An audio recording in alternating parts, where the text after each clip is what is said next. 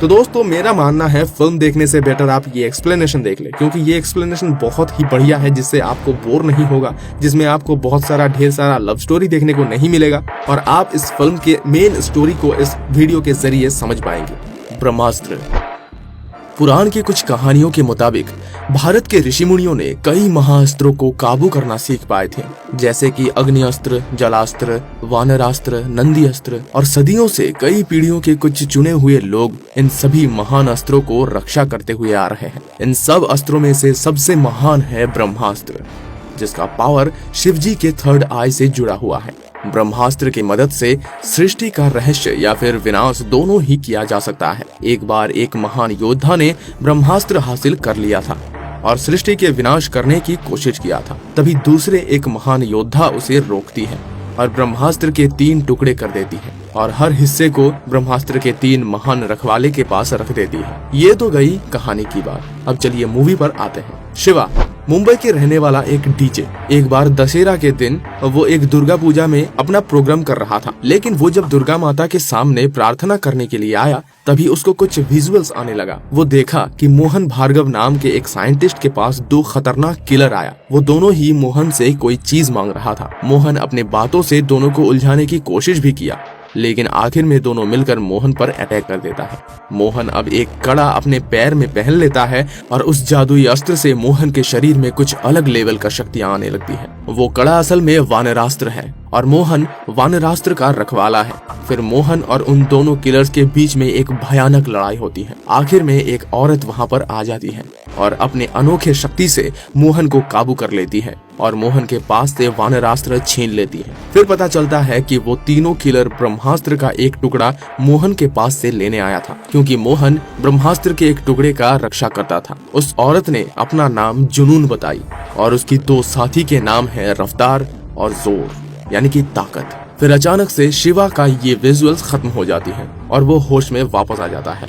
इसके बाद रात को शिवा रावण वध प्रोग्राम में जाता है और वहाँ उसे एक खूबसूरत लड़की दिखाई देता है, लेकिन उस लड़की को देखने के बाद पीछे जलते हुए रावण के आग में सब कुछ जल जाता है और वो आग शिवा के चारों ओर घूमने लगता है। शिवा तुरंत बेहोश हो जाता है।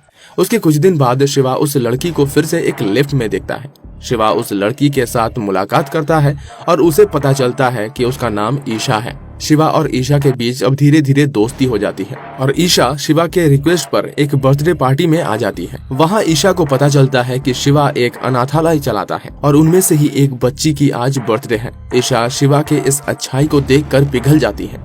फिर दोनों मिलकर उन बच्चियों के साथ काफी मस्ती करते हैं। इसके बाद शिवा ईशा को अपने कमरे दिखाती है और अपने माता पिता के बारे में भी बताता है। शिवा के पापा उसके जन्म से पहले ही मर चुके थे और उसका जब 1 साल का उम्र हुआ था तब उसकी मम्मी भी गुजर गई थी। शिवा का इस इमोशनल मोमेंट पर उसका साथ देने के लिए ईशा ने शिवा का हाथ पकड़ लेता है। तभी अचानक बाहर से कुछ आग की शक्तियां दोनों की तरफ बढ़ने लगता है। शिवा को फिर से विजुअल्स दिखाई देता है और उसको दोहराने लगता है। शिवा देखता है कि लगातार 4 दिन लड़ाई के बाद जुनून और उसके साथियों ने मिलकर मोहन को पूरी तरह से बंदी बना लिया है और उससे ब्रह्मास्त्र के बाकी टुकड़ों के बारे में पूछ रही है। मोहन बताया कि ब्रह्मास्त्र का एक टुकड़ा उनके दोस्त महान आर्टिस्ट अनीश शेट्टी के पास है और अनीश अभी वाराणसी में है और तीसरा हिस्सा एक गुरुजी के पास है, लेकिन गुरुजी के पहचान और ठिकाना बताने से पहले ही मोहन बैल्कनी से कूदकर सुसाइड कर लेता है। शिवा का होश भी इसी के साथ वापस आ जाता है। शिवा फिर ईशा का पता ढूंढ कर निकालता है और काली पूजा के पंडाल पर उससे जाकर मिलता है, लेकिन वहाँ एक न्यूज़पेपर से उसे पता चला कि जाना माना साइंटिस्ट मोहन भार्गव ने पिछली रात सुसाइड कर लिया। शिवा ने इस न्यूज को क्रॉस चेक करने के लिए इंटरनेट पर एक न्यूज चैनल देखा। उस चैनल ने भी सेम न्यूज दिखाया। फिर शिवा को यकीन हो जाता है कि वो जो विजुअल्स देख रहा है वो असल में हो रहा है। वो ईशा को भी ये सब कुछ बताता है और डिसाइड करता है कि वो वाराणसी जाएगा और अनीश शेट्टी को उन 3 किलर से बचाएगा। ईशा भी शिवा के साथ वाराणसी जाने के लिए राजी हो जाती है। वाराणसी में एक जगह ईशा को पता चलता है कि आग से शिवा के बॉडी में कोई इफेक्ट नहीं होता, मतलब शिवा आग से जलता ही नहीं है। दरअसल शिवा ये बात अब तक छुपाया था उससे। फिर वो बताता है कि बचपन से ही उसे पता है कि वो आग से नहीं जलता है। बचपन में आग से जलकर उसके मम्मी के साथ पूरा घर जल गया था और भस्म हो गया था, लेकिन उसे एक खरोच तक नहीं आया था। फिर एक जगह पर दोनों ने अनीश शेट्टी को देख पाया। उनके कुछ ही दूरी पर उन तीनों किलर्स को भी देख पाया जो अनीश को मारने के लिए आया है। ईशा और शिवा चालाकी से किलर्स को अनीश के पास आने से रोकता है और शिवा सब कुछ जाकर उसे बता देता है। फिर ईशा के ऊपर वो किलर अटैक कर देते हैं। अनीश और शिवा मिलकर ईशा को बचा लेते हैं, लेकिन वापस लड़ाई के चलते एक गोली अनीश को लग जाती है। वो तीनों एक गाड़ी लेकर वहाँ से भाग जाते हैं। रास्ते में बहुत रिक्वेस्ट करने के बाद अनीश ने गुरुजी को आश्रम का एड्रेस दे देता है जो हिमाचल प्रदेश में मौजूद है। शिवा गाड़ी को वहीं ले जा रहा था, लेकिन वो 3 किलर्स भी उनके पीछे लगा हुआ था। अनीश अपने पास ब्रह्मास्त्र का एक हिस्सा शिवा को दे देता है और उसको गुरुजी तक पहुंचाने का आदेश देते हैं और खुद को उन तीनों किलर्स को रोकने के लिए रुक जाता है। अनीश अपने पास मौजूद नंदी अस्त्र को एक्टिव करता है और अपनी आखिरी सांस तक उन किलर्स से लड़ते हैं। आखिर में उन किलर्स को लेकर अनीश खाई में गिर जाता है और उसका भी मौत हो जाता है, लेकिन रफ्तार शिवा और ईशा के पीछे पड़ा हुआ है। रफ्तार से किसी तरह खुद को बचाते हुए शिवा और ईशा आश्रम के गेट पर आ जाते हैं। रफ्तार अपनी पूरी ताकत से दोनों के ऊपर अटैक करने के लिए आता है कि तभी अचानक से शिवा के शरीर से कुछ पावर निकलता है और रफ्तार को जला के राख कर देता है। शिवा फिर बेहोश हो जाता है। गुरुजी ये दृश्य अपने खिड़की से देख रहे थे। वो तुरंत शिवा और ईशा को आश्रम के अंदर ले आते हैं। अगले दिन शिवा को पता चलता है कि आश्रम के सारे मेंबर्स के पास कुछ न कुछ खास किस्म का अस्त्र जरूर है। गुरुजी शिवा को बताते हैं शिवा के पास अग्नि अस्त्र है और वो उसे कंट्रोल करना सिखाएंगे, लेकिन शिवा इन सब चीजों से दूर रहना चाहता है, इसलिए वो ब्रह्मास्त्र का दूसरा हिस्सा गुरुजी को देकर वहाँ से चले जाने का फैसला लेता है। गुरुजी फिर शिवा को बताता है कि शिवा के माता पिता भी आश्रम का मेंबर्स थे और उनके मौत के कारण गुरुजी को मालूम है। अगर शिवा वहाँ रुक जाए तो गुरुजी उसे पूरी कहानी बताएंगे। शिवा वहाँ रुकने का फैसला लेता है। शिवा को बीच बीच में कुछ विजुअल्स आने लगते हैं जहाँ वो देख पाता है कि जुनून अपने गुरु के लिए ब्रह्मास्त्र हासिल करना चाहती है और उसके गुरु के पास बहुत सारा अस्त्र मौजूद है। ईशा को किसी सुरक्षित जगह भेजकर शिवा अपनी ट्रेनिंग स्टार्ट कर देता है, लेकिन वो अपने ताकत को सही तरीके से काबू नहीं कर पा रहा था। बहुत सोचने के बाद शिवा को समझ में आ जाता है कि ईशा जब भी उसके करीब आती है तभी अस्त्र काम करता है।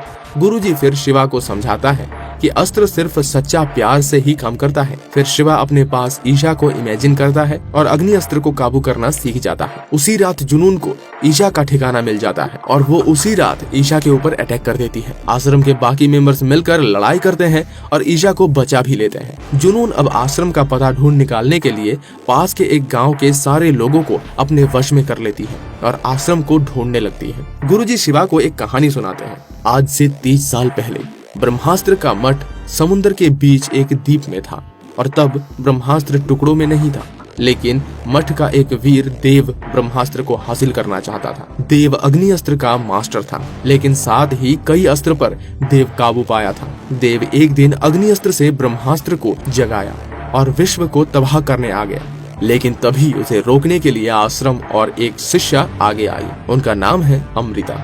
लगातार 1 हफ्ते की भयानक लड़ाई के बाद अमृता ने ब्रह्मास्त्र के 3 टुकड़े कर दिए और देव का अग्नि अस्त्र भी शांत कर दिया। उस लड़ाई के बाद आश्रम उस द्वीप के साथ समुद्र के अंदर चला गया। लोगों का मानना है कि अमृता और देव भी उसी लड़ाई के बाद मर गए थे।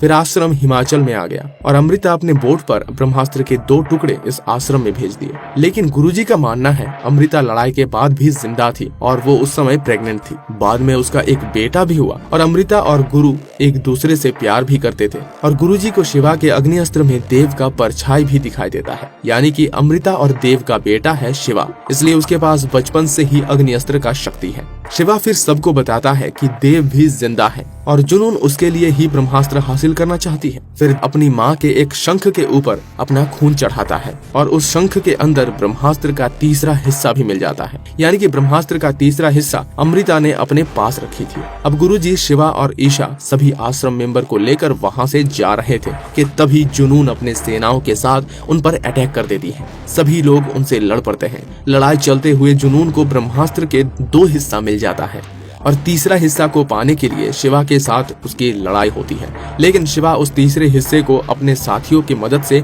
जुनून से दूर रखता है। लेकिन आखिर में एक छोटे बच्चे को मारकर जुनून तीसरा हिस्सा हासिल कर लेती है और तीनों हिस्सों को फिर से जोड़ देती है। इससे ब्रह्मास्त्र फिर से जग जाता है और जुनून भी तबाह हो जाती है। पृथ्वी का विनाश फिर से शुरू हो जाता है। सभी समझने लगते हैं कि अब सभी मरने वाले हैं, लेकिन शिवा ईशा से वादा करता है कि कोई नहीं मरेगा। शिवा अपनी पूरी ताकत लगा देता है और आखिर में अपने पावर से ब्रह्मास्त्र को वो फिर से शांत कर देता है। शिवा अब इतना पावरफुल हो गया था कि वो बिना चिंगारी के भी आग निकाल सकता था। लेकिन दूसरी तरफ ब्रह्मास्त्र को दोबारा जगाने पर देव को भी अपना शक्ति वापस मिल गया था और वो फिर से पत्थर से आजाद होकर इंसान के शरीर में वापस आ गया और अपनी पूरी शक्ति के साथ ब्रह्मास्त्र को हासिल करने के लिए आगे बढ़ने लगा। और इसी सस्पेंस को छोड़ते हुए ब्रह्मास्त्र मूवी की ये पार्ट खत्म हो जाती है। उम्मीद करता हूँ आपको ये वीडियो अच्छा लगा है। अगर अच्छा लगा है तो इसे लाइक करें, हमारे चैनल को सब्सक्राइब करें, पेज को हमारे फॉलो करें, प्लीज सपोर्ट दिखाइए हमें और हमारे सभी सदस्यों को। जय हिंद, जय भारत।